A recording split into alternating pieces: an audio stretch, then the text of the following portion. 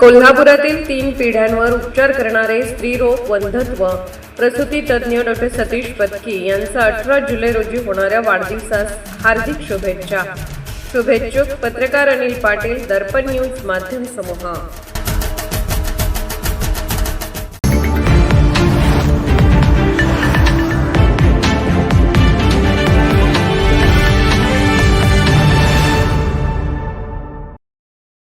पालकमंत्री प्रकाशराव आबिटकर उतरले चिखलात. एक दिवस बळीराजासाठी उपक्रमाअंतर्गत आजऱ्यात भात लावणीत सहभाग. शेतकऱ्यांच्या अडीअडचणी प्रत्यक्ष बांधावर जाऊन जाणून घेण्यासाठी पालकमंत्री तथा राज्याचे आरोग्य व कुटुंब कल्याण मंत्री प्रकाशराव आबिटकर यांनी आजरा तालुक्यातील मसोली येथे थेट भात खाचरात उतरून भात लावणी व चिखलणीच्या कामात सहभाग घेतला.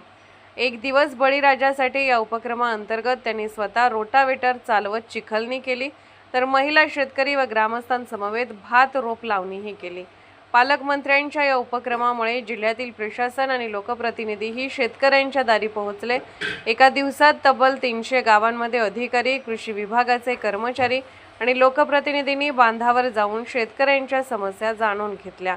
मसोली येथील शेतकरी सुरेश होडगे यांच्या शेतात आयोजित कार्यक्रमात नैसर्गिक शेतीला प्रोत्साहन देण्यासाठी जीवामृत निर्मितीचे प्रात्यक्षिकही सादर करण्यात आले.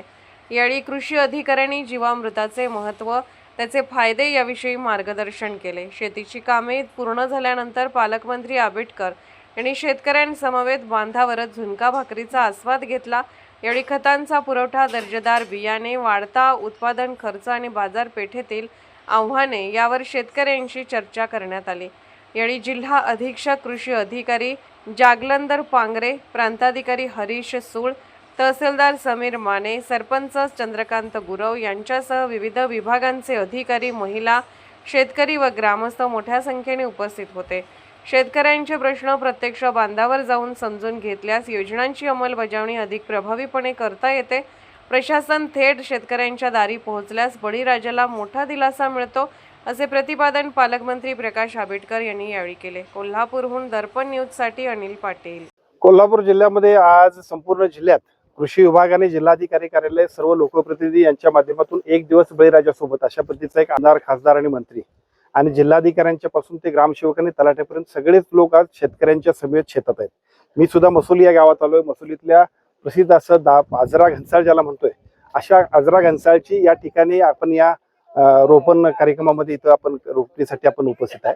अतिशय चांगल्या पद्धतीने शेतकरी कष्ट करतोय आणि त्या शेतकऱ्याच्या कष्टावरती संपूर्ण देशातल्या आम्हा सर्वांनाच शेतकरी हा अन्न, त्यामुळे त्याच्या समवेत आपण सगळ्यांनी वेळ काढणं आणि त्याच्या विकासाचा संकल्प करणं असाच उद्देश आज आपण ठेवलाय.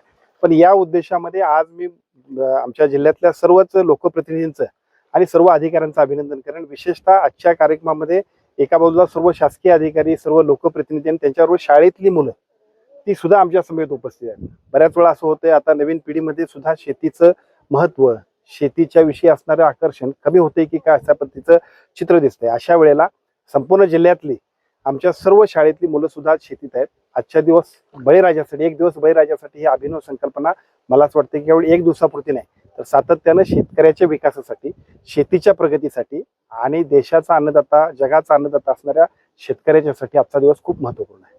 धन्यवाद. निर्भीड बेधडक बातमीसाठी दर्पण न्यूज चॅनलला लाईक करा, शेअर करा, सबस्क्राईब करा. मुख्य संपादक अभिजित रांजणे, दर्पण न्यूज.